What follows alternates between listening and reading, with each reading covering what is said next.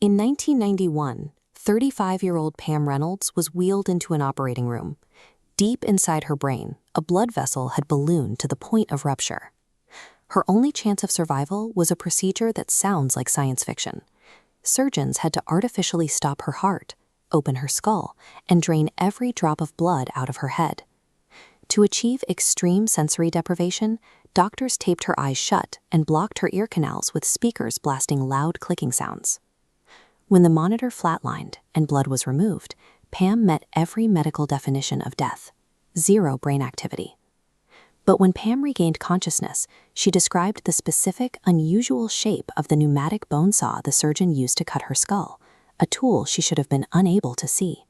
She went further, reciting the exact conversations the medical team had while her brain was clinically shut off. This case challenges the assumption that consciousness requires a functioning brain. With her eyes sealed and her ears plugged with blaring noise, Pam observed a room that should have been a void. Pam's experience fits a global pattern known as the near-death experience, or NDE. Across thousands of accounts, people report a consistent sequence: a dark tunnel, a review of their life's memories, and floating above their own body. However, these visions are not identical everywhere.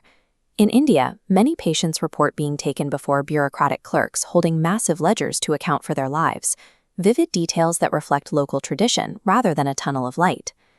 The fact that these visions shift based on where a person grew up suggests they are projections created by the brain's own expectations. This led psychologist Dr. Susan Blackmore to develop the dying brain hypothesis.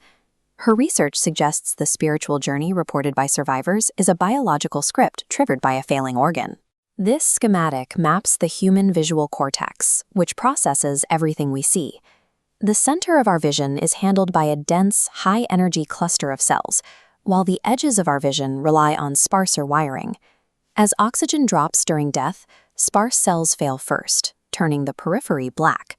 The dense center misfires one last time, creating the optical illusion of moving through a dark tunnel toward a bright light. At the same time, the brain releases a flood of endorphins to manage extreme stress, while seizures in the temporal lobe trigger the rapid-fire memory flashes people describe as a life review. But the most difficult part to explain is the out-of-body sensation, the feeling of hovering over the operating table. Evidence for a physical cause comes from the U.S. Navy, where researchers used a human centrifuge to test how high gravitational forces affect pilots. As the machine spins, the G-force pulls blood away from the pilot's brain, inducing a controlled state of unconsciousness. Under these conditions, healthy pilots reported the exact same tunnels and out-of-body sensations described by people on their deathbeds. These experiments indicate that key elements of the afterlife experience can be triggered by physical stress alone, without the soul ever needing to leave the body. Science can explain the lights and the tunnels, but it still struggles with the specific details Pam Reynolds provided. A dying brain might hallucinate, but it cannot see through surgical tape or hear a specific voice over 100 decibels of static. To find concrete proof, Dr. Sam Parnia launched the AWARE study, a multi-year investigation to catch consciousness in the act of leaving the body. This diagram shows the study's design. Images were hidden on high shelves, invisible from the patient's bed. The only way to see them was to be looking down from the ceiling.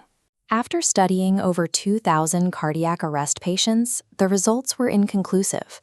No one correctly identified the hidden images, leaving cases like Pam Reynolds as an unexplainable anomaly in the medical record. While the mystery of what happens next remains unsolved, the patterns we do see are a reminder to focus on the present.